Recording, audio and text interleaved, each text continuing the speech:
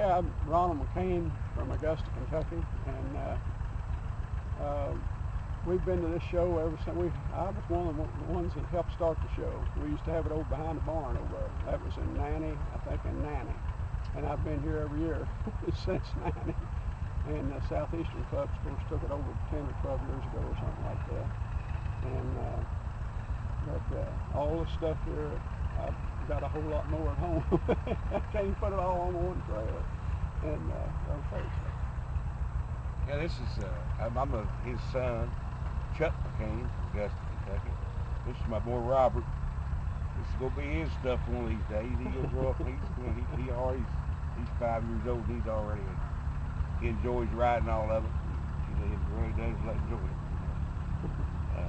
Dad, he's the one done most all this. He built this back when I was a young boy. We used to pull this tractor. I was about 10 years old, probably 11 maybe. He built it. Enjoy it awful well. Yeah, this tractor here is 34 years old, I think. It's an antique. We just put another motor in since then. I'm stuck with a single cylinder. He put the twin cylinder in. And we're building a couple more yet, little lawnmowers. We got a couple, hopefully next year we'll bring out some more. We're going to build him a twin cylinder.